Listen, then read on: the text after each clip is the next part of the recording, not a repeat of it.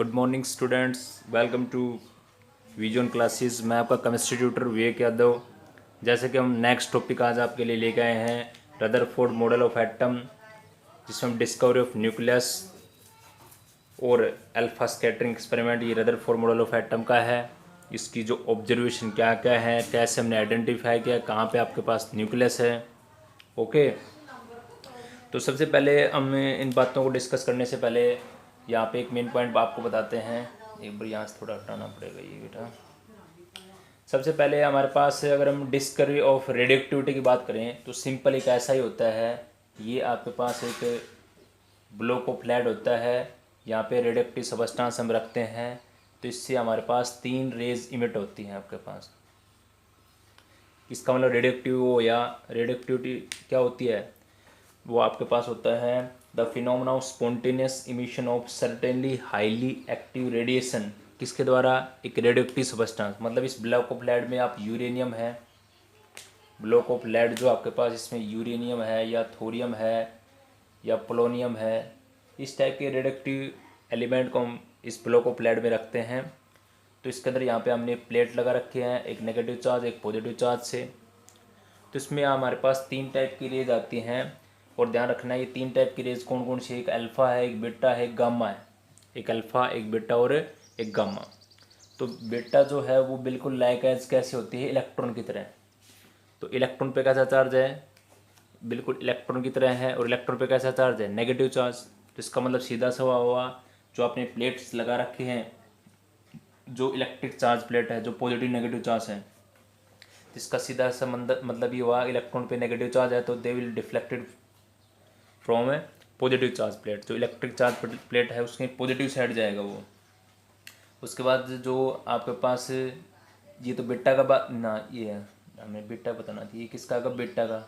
और ये कौन हो जाएगा, अल्फ़ा। ये कौन हो जाएगा आपके पास, अल्फ़ा, क्योंकि alpha like as a positive charge particle है। कैसा है, पॉजिटिव चार्ज। और जिस पे कोई भी चार्ज नहीं है वो सीधा डायरेक्ट जाएगा, तो वो कौन सा है, गामा आपके पास। वो कौन आपके पास है, गामा। तो देखो क्या देखा हमने, the phenomena of spontaneous emission of highly active radioactive substance. वो क्या होते हैं आपके पास, रेडियोएक्टिविटी। ब्लॉक ऑफ लेड में हमने एक रेडियोएक्टिव एलिमेंट रख रखा है, ये इलेक्ट्रिक चार्ज प्लेट है। तो इसमें 3 टाइप की रेज आई हैं, एक बीटा, एक अल्फा, एक गामा। बीटा जो है वो लाइक एज इलेक्ट्रॉन जैसी है, बिल्कुल इलेक्ट्रॉन जैसी। तो वो they will deflected towards to positive charge, जो जहाँ पे इलेक्ट्रिक चार्ज प्लेट में पॉजिटिव चार्ज है उधर जाएगा। अल्फा पॉजिटिव की तरह काम करेगा तो नेगेटिव की तरफ, और गामा जो आपके पास न्यूट्रल की तरह काम करेगा तो वो सीधा डायरेक्ट जाएगा। वो किसी भी डायरेक्शन में आपके पास डिफ्लेक्शन नहीं देगा आपके पास। और अगर आप देखें इन तीनों के अंदर से पेनिट्रेशन पावर किसकी ज़्यादा है, मतलब भेदने की क्षमता, तो अल्फ़ा, फिर बीटा और फिर गामा। मतलब सबसे ज़्यादा पेनिट्रेटिंग पावर किसकी है, गामा की है। सबसे ज़्यादा पेनिट्रेटिंग पावर जो है वो गामा की है, वो 1000 टाइम ज़्यादा होती है। मतलब मान लो इससे अल्फ़ा ज़्यादा ये 100 टाइम है, और ये उससे ज़्यादा 1000 टाइम है। वो कितना है, 1000 टाइम। ठीक है, तो ये सभी बातें हमारे पास डिस्कवरी ऑफ रेडियोएक्टिविटी के अंदर हैं। तो उसके बाद अब हमारे पास नेक्स्ट में हमारे पास आता है, वैसे इससे पहले एक थॉमसन मॉडल ऑफ एटम था। वैसे जनरल बता देते हम, थॉमसन मॉडल ऑफ एटम ये कहता है भाई इंटायर जो मास है उसके अंदर जो इलेक्ट्रॉन अब तक हमने डिस्कस किए थे, इलेक्ट्रॉन प्रोटॉन थे, वो यूनिफॉर्मली डिस्ट्रीब्यूटेड है। थॉमसन मॉडल ऑफ एटम ये कहता है जो इंटायर मास ऑफ एटम है उसके अंदर जो भी इलेक्ट्रॉन प्रोडक्ट सब एटॉमिक पार्टिकल जो है या आपके पास न्यूट्रॉन जो भी हैं वो सब क्या है, यूनिफॉर्मली डिस्ट्रीब्यूटेड है उसके अंदर। जैसे एक वाटरमेलन होता है, वाटरमेलन में रेड पार्ट एक यूनिफॉर्मली डिस्ट्रीब्यूटेड है, और जो इसके अंदर सीड्स होते हैं वो उसके अंदर इम्बेडेड हैं। तो ध्यान देना, जो उसके अंदर सीड्स थे वो तो काम करेंगे पॉजिटिव चार्ज का, और जो रेड पार्ट है वो काम कर रहा है इलेक्ट्रॉन का। वो किसका काम कर रहा है, इलेक्ट्रॉन का। तो इसी के बाद हम उसको भी आइडेंटिफाई करते हैं, बट हमने पहले टॉपिक कर लेते हैं रदरफोर्ड मॉडल ऑफ एटम, जिसने डिस्कवरी ऑफ न्यूक्लियस के बारे में आइडेंटिफिकेशन दिया था। इसमें भी सेम बिल्कुल एज इट इज़ एक बार डायग्राम पे फोकस करेंगे, कैसे क्या डायग्राम है, कैसे इसको आइडेंटिफाई करना है हमें। देखो ये आपके पास एक ब्लॉक ऑफ ब्लड है, ये हाईली डेंस होता है। इसमें हमने रिडक्टिव सबस्टांस को रख रखा है, जैसे यूरेनियम हो गया आपके पास, या पोलोनियम हो गया, थोरियम हो गया। ठीक है, और ये एक बारीक स्लिट है यहाँ से, ये आपके पास लेड की एक स्लिट है, ये एक थिन गोल्ड फॉयल है, पतली थिन गोल्ड फॉयल है ये आपके पास। इसकी जो थिकनेस है वो हो सकती है 4 × 10⁻⁵ सेंटीमीटर, ठीक है। या आप 10 mm के लिए भी ले सकते हो। तो ये थिन एक गोल्ड फॉयल है, ओके। ये हमने एक डिटेक्टर मूवेबल एक जो जेडएनएस स्क्रीन लगा रखी है, ये डिटेक्टर मूवेबल जेडएनएस स्क्रीन जो गोल ऐसे सर्कल के अंदर है, ओके। अब एक्चुअली क्या होता है, जैसे यहाँ से अल्फ़ा पार्टिकल जो हमने बताया, अल्फ़ा पार्टिकल दिखने में कैसा है बेटा, अल्फ़ा पार्टिकल बिल्कुल दिखने में इस टाइप से है, बिल्कुल 2He4 जिसपे 4 जिसका मास है और 2 जो इसका क्या है पॉजिटिव चार्ज है, ठीक है। 4 यूनिट मास है और 2 यूनिट उसके ऊपर क्या है, ये जैसे मान लो लाइक एन एज 2 तो उसका एटॉमिक नंबर है और 4 क्या है उसका मास है, 4 क्या उसका मास आपके पास, ठीक है। तो यदि ध्यान रखेंगे कि जो अल्फा पार्टिकल है उस पर 4 मास है, 4U मास है और 2 यूनिट पॉजिटिव चार्ज है, 2 यूनिट पॉजिटिव क्या है चार्ज है, क्योंकि हीलियम को आप करते हो तो हीलियम कैसे तो लिखते हैं He2+, ठीक है। तो ये अल्फा पार्टिकल है, वो दिखने में कैसा है आपके पास, अभी देखो एक चीज़ देखा हमने, जो आपके पास है एक बार यहाँ ध्यान देंगे, जो आपके पास देखो बिट्टा जो था ना बेटा, ये चल ही नहीं रहा है, बिट्टा जो था आपके पास है वो तो इलेक्ट्रॉन जैसे था, -1 E0 -E1 है 0, और जो आपका अल्फ़ा है वो किस कैसे दिखने में है 2He4 आपके पास, ठीक है। और जो आपके पास गामा जो पार्टिकल है, गामा जो है उस पर ना चार्ज और ना मास, मतलब गामा वाले पे कुछ भी नहीं है, ना तो चार्ज है ना मास आपके पास, ना चार्ज ना मास, ठीक है, कुछ नहीं है। अल्फा पार्टिकल दिखने में हीलियम जैसा है 2He4, बीटा पार्टिकल दिखने में इलेक्ट्रॉन जैसा है -1E और उसके ऊपर 0, ठीक है। तो ये बातें ध्यान रखेंगे, हमें पता लग गया भी बीटा क्या है अल्फा क्या है, ये सारी बातें। अब देखो, अब इसके अंदर हमने अब इस एक्सपेरिमेंट को हम आइडेंटिफाई करते हैं। रदरफोर्ड मॉडल ऑफ एटम इस 1911 के अंदर दिया गया था, और इसमें हम क्या करते हैं, जैसे रेडियोएक्टिव, मान लो हमने इस रेडियोएक्टिव एलिमेंट कौन रख रखा है, रेडियम है, कौन आपके पास है रेडियम है।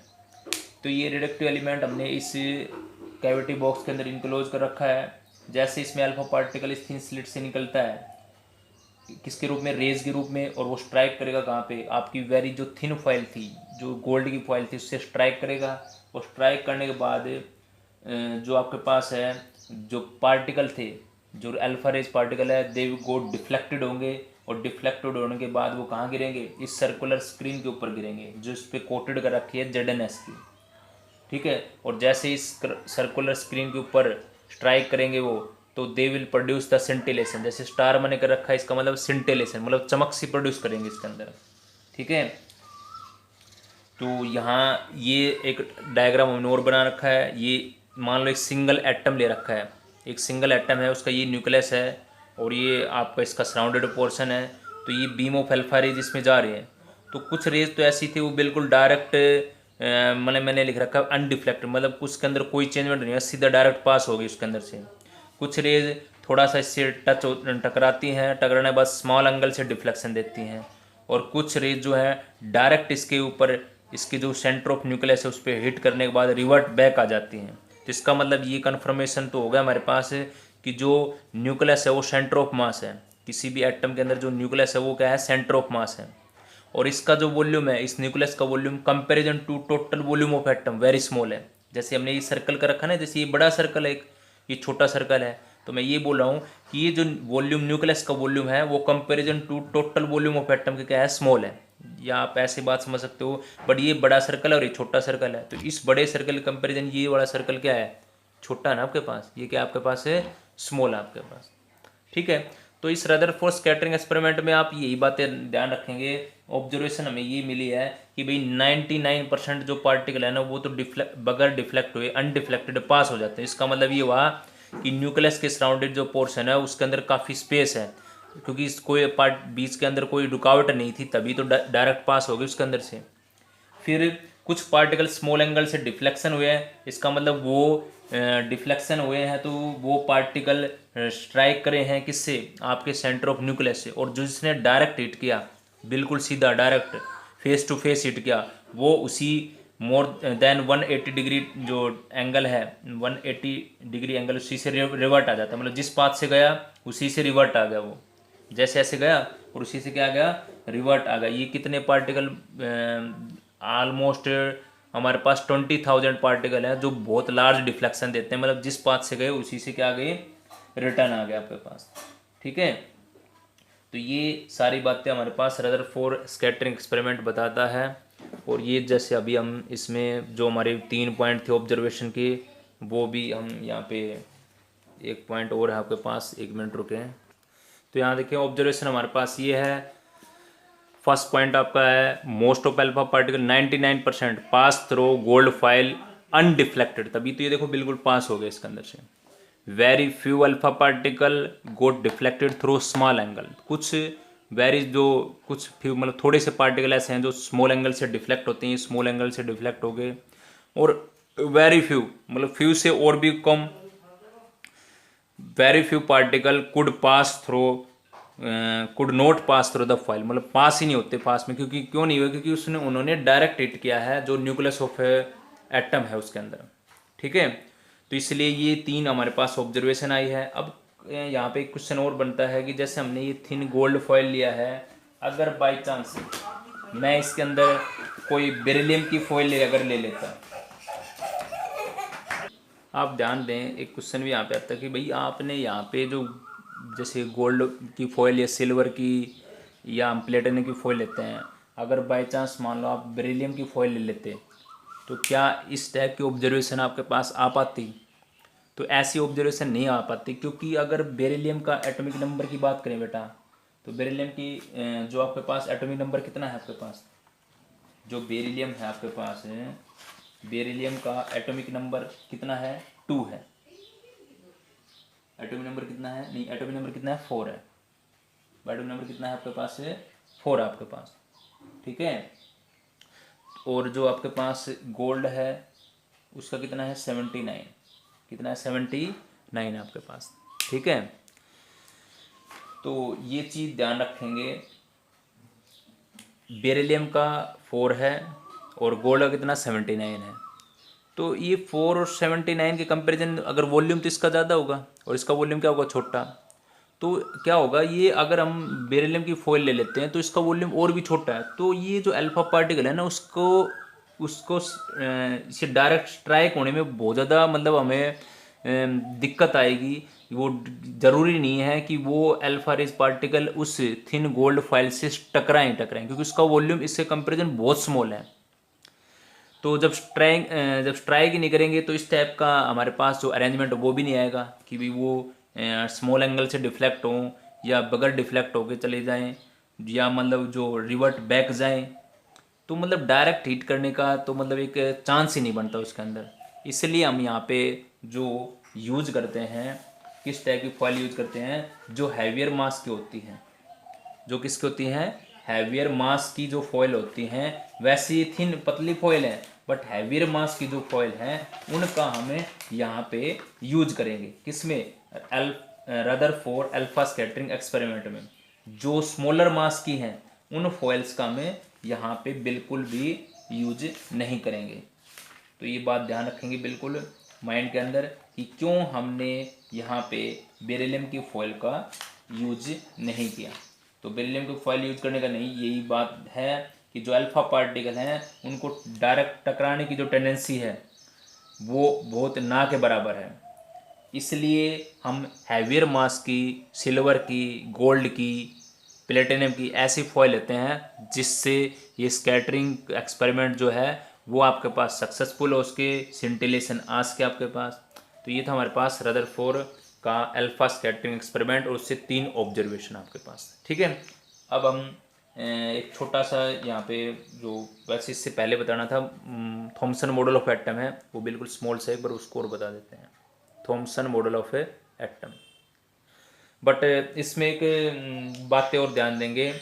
ये तो पता लग ही गया था आपके पास कि जो रदरफोर्ड मॉडल ऑफ एटम ने बताया दिया कि भी ये स्मॉल पॉजिटिव चार्ज, जो एक्सट्रीमली स्मॉल पॉजिटिव चार्ज है वो कहाँ पे है, सेंटर के अंदर है, और जो नेगेटिव चार्ज है वो कहाँ अराउंड है आपके एक सर्टेन डिस्टेंस पे, या मतलब इस लार्ज डिस्टेंस के अंदर रिवॉल्व कर रहा है आपके पास, कौन कर रहे हैं, इलेक्ट्रॉन। ठीक है। और दूसरा यहाँ पे भी कंफर्मेशन हो गया था, ये जैसे वैसे इस क्लोज जो ऑर्बिट हैं उनके अंदर रिवॉल्व कर रहे हैं, और ये इस न्यूक्लियस और जो सराउंडिंग में इलेक्ट्रॉन है वो एक सेंट्रीपिटल फोर्स से बैलेंस है।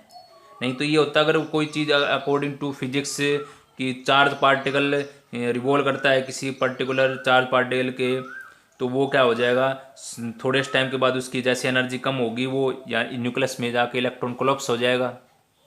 बट ऐसा नहीं है, क्योंकि जो इलेक्ट्रॉन है और इस न्यूक्लियस के बीच में एक सेंट्रीपिटल फोर्स से वो क्या है, बैलेंस है, इसलिए इलेक्ट्रॉन रिवॉल्व ही करता रहता है इसके सराउंडिंग में। ऐसा नहीं कि इसके अंदर जाके न्यूक्लियस में गिर जाएगा वो।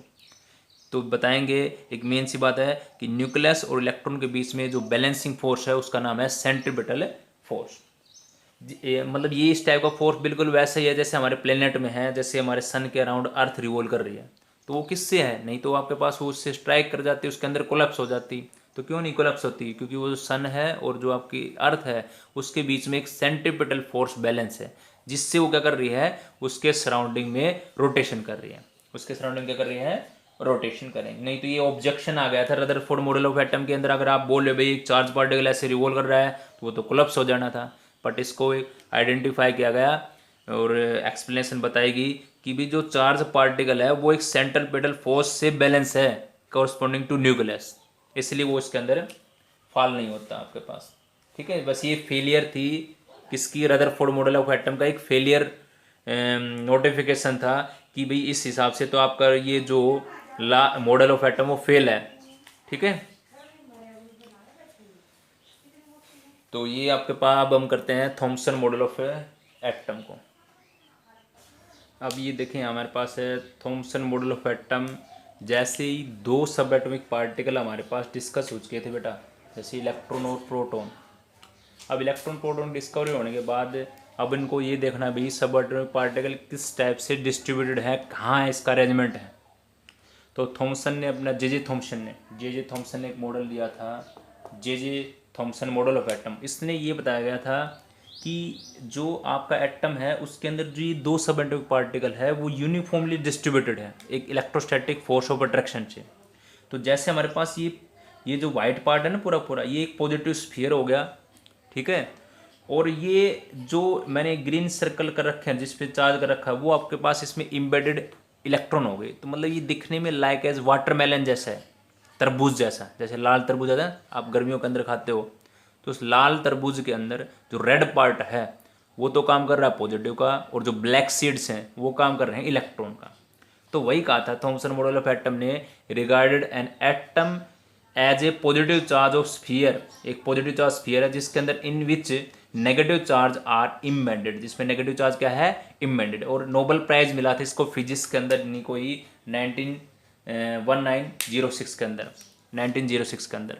ठीक है, तो मतलब एक टाइप का जे थॉमसन ने हमें एक बहुत सी इम्प्लीमेंट किया था, और मतलब इसने एक बहुत कुछ आइडिया दिए थे। बट आगे और भी मॉडल आते हैं बट ये फिर वहाँ पे फेलियर हो जाता है, क्योंकि इसने यूनिफॉर्मली डिस्ट्रीब्यूटेड बताया। अभी हमने जैसे डिस्कवरी ऑफ रेडियो एक्टिविटी या रदरफोर्ड का स्कैटरिंग एक्सपेरिमेंट ना, उसने न्यूक्लियस की डिस्कवरी की थी, और यहाँ पे मतलब अभी न्यूक्लियस के बारे में कुछ पता ही नहीं था कि कहाँ है। बट बाद में स्कैटरिंग एक्सपेरिमेंट किया, अल्फा स्कैटरिंग, तो पता लग गया भी सेंटर के अंदर न्यूक्लियस होता है। ठीक है, अब उसी के अकॉर्डिंग अगर हम बात करें थॉमसन मॉडल ऑफ एटम के, तो अगर हम एटम की रेडियस की बात करें वो कितनी आपके पास है, 10⁻⁻10 मीटर आपके पास। ठीक है, और अगर हम बात करें, ये तो रेडियस ऑफ एटम होगी, ये क्या होगी, रेडियस ऑफ एटम। और न्यूक्लियस की बात करूँ मैं तो 10⁻15 m। तो ये किसकी है आपके पास, न्यूक्लियस की है। ये वाली जो है ये न्यूक्लियस की है, और ये किसकी है आपके पास, एटम की। अब इन दोनों को कैसे हम रियलाइज करें, कैसे इनको विजुलाइज करें, क्योंकि ये डिफरेंट साइज है। तो आप ये सोच के देखो कि जैसे आपके क्रिकेट के ग्राउंड के अंदर हो, ये क्रिकेट का ग्राउंड है बेटा,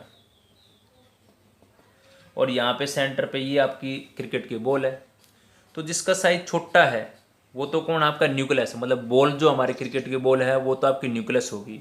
और इसके सराउंडिंग में पर्टिकुलर ये जो घेरा, ग्राउंड का घेरा है, मतलब इससे ये इसकी पर्टिकुलर क्या होगी, इसकी रेडियस होगी।